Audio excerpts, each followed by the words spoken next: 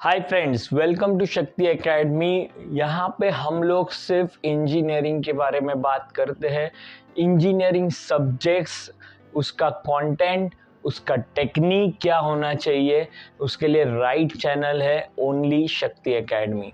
आज हम लोग बात करेंगे एक इम्पॉर्टेंट चैप्टर के बारे में जिसका नाम है लैपलास ट्रांसफॉर्म 1।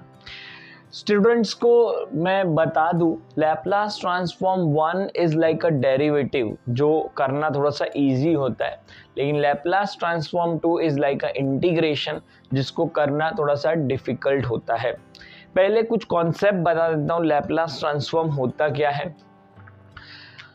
यहाँ पे हमारा जो क्वेश्चन होगा वो टाइम के टर्म में होगा, दैट इज टी।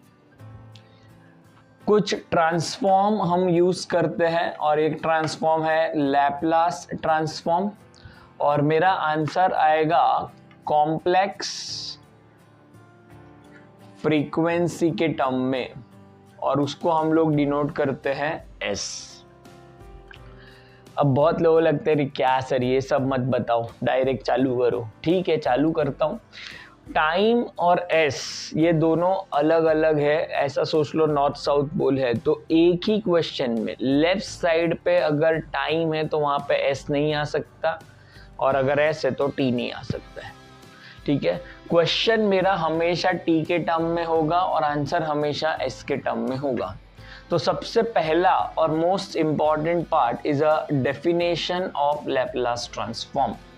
अब डेफिनेशन ऑफ लैपलास ट्रांसफॉर्म लिखते कैसे, तो L which stand for Laplace transform of F of T, मतलब function of T will be equal to integration 0 से infinity e raise to minus S T into F of T D T.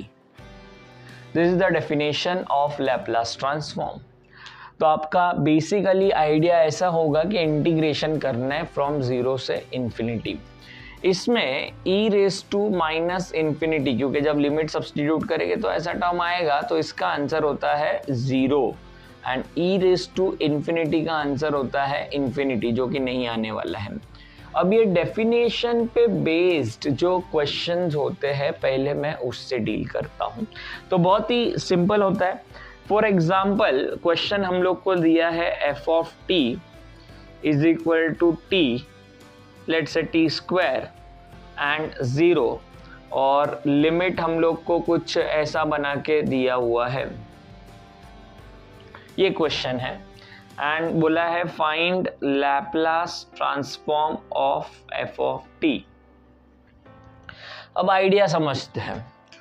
Question में T square दिया है 0 से 2 और t greater than 2। t greater than 2 मतलब 2 से लेके इंफिनिटी तक। अब डेफिनेशन ऑफ लैपलास ट्रांसफॉर्म बोलता है इंटीग्रेशन का लिमिट 0 से इंफिनिटी होता है, लेकिन जब क्वेश्चन में ऐसे 2 लिमिट दिए हो गया, 3 लिमिट दिए हो गया, 4 लिमिट दिए हो गए, तो आपको ये इंटीग्रेशन को भी उतने पार्ट में डिवाइड करके लिखना है। Let's start with Laplace of f of t। 0 से इंफिनिटी नहीं लिखूंगा मैं, 0 से 2 लिखूंगा और 2 से इंफिनिटी लिखूंगा, तो मेरा 0 से इंफिनिटी हो गया indirectly. e raise to minus S T into, यहाँ पे भी e raise to minus S T into, अब 0 से 2 में इसका वैल्यू है टी स्क्वायर और यहाँ पे इसका वैल्यू है 0। पीछे dt भी लिखना है, तो dt integration with respect to t चल रहा है। अब ये 0 इंटू एनीथिंग बिकम 0, ये पूरा इंटीग्रेशन 0 हो गया, बचा हुआ ये इंटीग्रेशन है, इसको इंटीग्रेट करना है। अब इसको इंटीग्रेट कैसे करेंगे, u इंटू वी रूल करना है। लेकिन u इंटू वी रूल पहले मैं एक बार एक्सप्लेन करता हूं कि u इंटू वी रूल करते कैसे है। So integration of u into v dx, सबसे पहले यूज करना है आई लेट। जैसे मैं हमेशा लेट ही होता हूं, इसके लिए मैंने बनाया I late. I stand for inverse, L stand for logarithmic, A stand for algebraic जिसमें 1 भी आता है, T for trigo and E for exponential.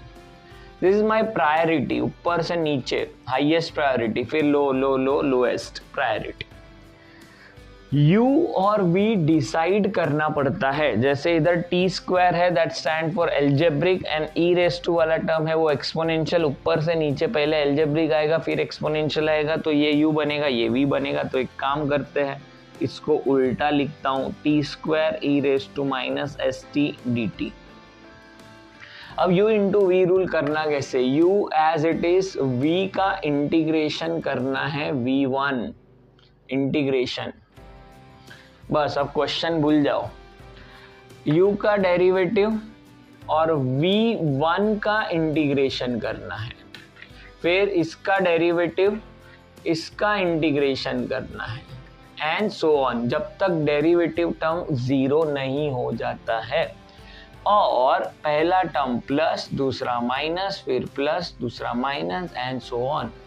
थोड़ा लाइन वेस्ट होगा लेकिन लिखना ऐसे ही है तो ही काम होगा। अब देखो इसको मैं लिखता हूं, पहले टी स्क्वायर लिख दिया, टी स्क्वायर, फिर इसका डेरिवेटिव 2t, फिर इसका डेरिवेटिव 2। अब 2 का डेरिवेटिव 0 आएगा तो नहीं लिखेंगे, पहला प्लस, दूसरा माइनस, तीसरा प्लस। अब इसका इंटीग्रेशन, तो e raise to minus S t upon minus s, इसका इंटीग्रेशन हुआ e raise to minus S t upon minus s. अब ये टर्म इसको भूल जाओ, इसका इंटीग्रेशन करना है, तो क्या करेंगे, डिनोमिनेटर में माइनस एस बढ़ाते जाएंगे तो ये बनेगा एस स्क्वायर और ये बनेगा minus S cube. Minus S लिखते गए हम लोग, माइनस एस डिनोमिनेटर में। अब इजी है, काम हो गया, t के जगह पे 2 और फिर t के जगह पे 0।